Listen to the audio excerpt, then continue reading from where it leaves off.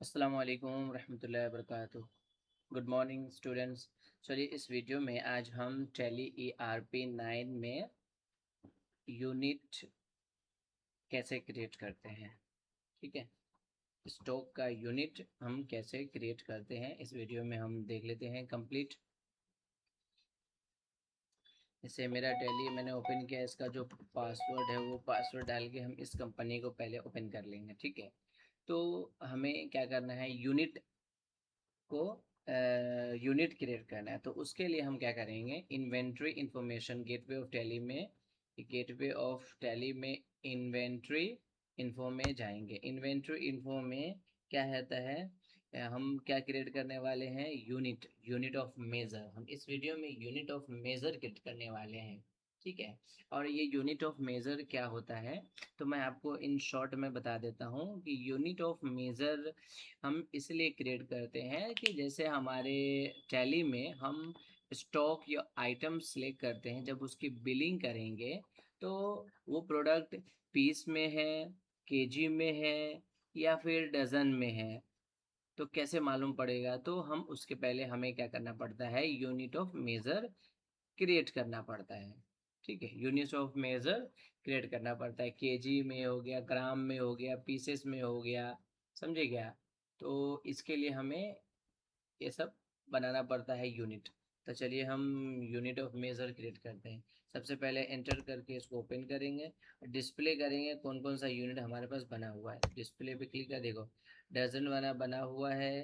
हाँ, फिर उसके बाद केजी का बना है, पीसेस का बना है, और पीसेस ऑफ दर्जन का बना है, और पीसेस का बना हुआ है, सबका बना हुआ है। तो हम ये सब को डिलीट करते हैं और नए से बनाते हैं। अल्टर पे जाएंगे हम और डजन पे क्लिक करेंगे। ठीक है, और इसको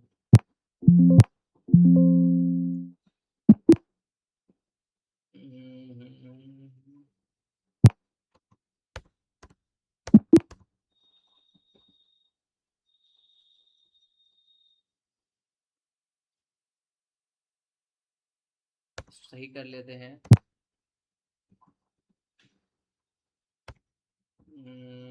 पीसेस लिखा है ना, पीसीएस, चलिए सही कर लेते हैं इसको।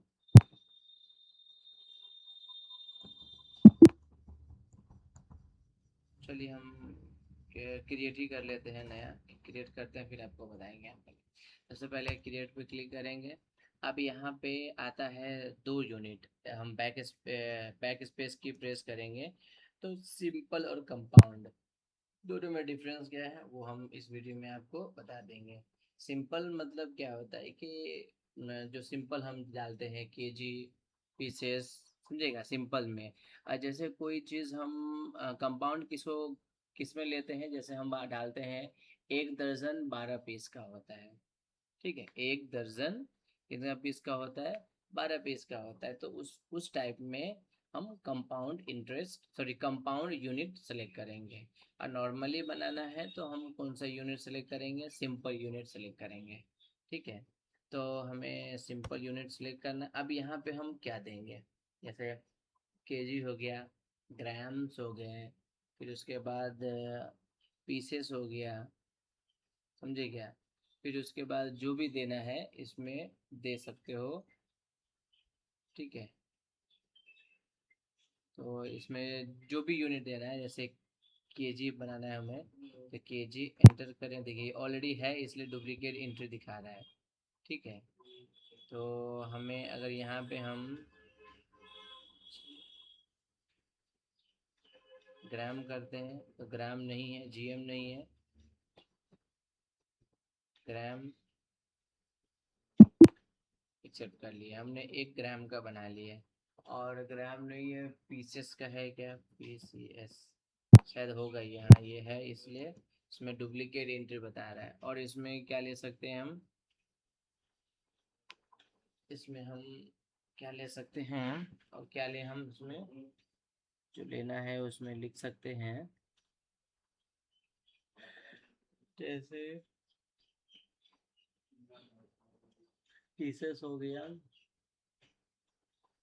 डजन, डजन डालते हैं हम।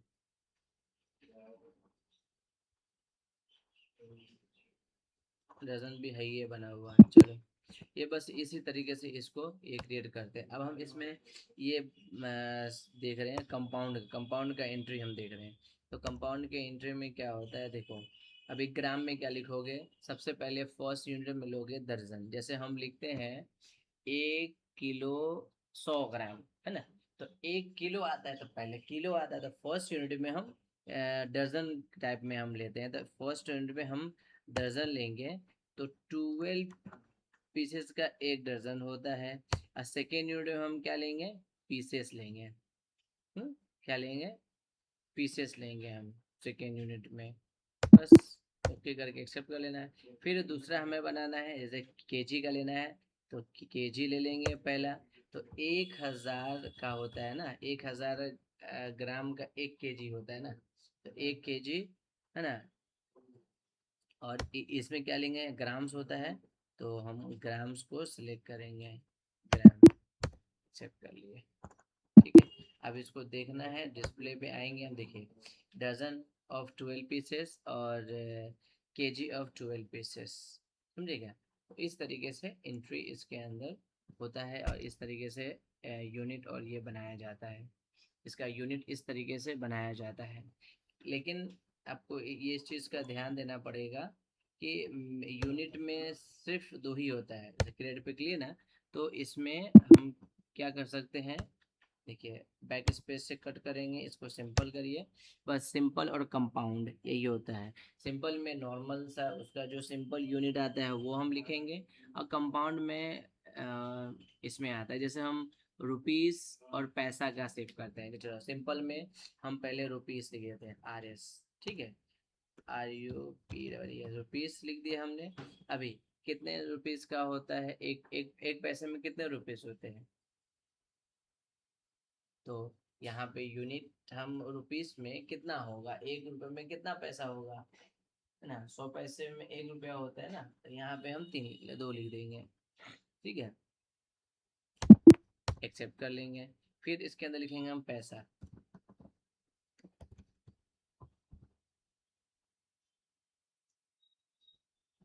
PS, पैसा लिखेंगे, ठीक है। ये इसमें कुछ भी नहीं रहेगा, इसके आगे होता ही नहीं, इसलिए इसमें कुछ भी नहीं रहेगा। इसको हम यस कर देंगे, ठीक है। अभी हम इसको बैक स्पेस जाके सिंपल को किस पे करेंगे, हम कंपाउंड में करेंगे। पहला क्या आता है, पहला रुपीस, तो RS रुपीस। 100 पैसे का 1 रुपीस होता है, और इसमें पैसा ले लेंगे, एक्सेप्ट कर देंगे। तो इस तरीके से इसके अंदर एंट्री होता है। देखो देखो यहाँ इसमें देख सकते हैं डजन का और पैसे का हमने लिया है, समझिएगा, है सर में। तो इस तरीके से इसमें हम ले सकते हैं, बना सकते हैं। जो भी यूनिट मेजर का होता है उस यूनिट का हम बना के उसको ओके कर सकते हैं, ठीक है। चलिए, बस इसमें इतना ही डिफरेंस है। अच्छा लगा तो लाइक करिए, सब्सक्राइब करिए। Thank you very much.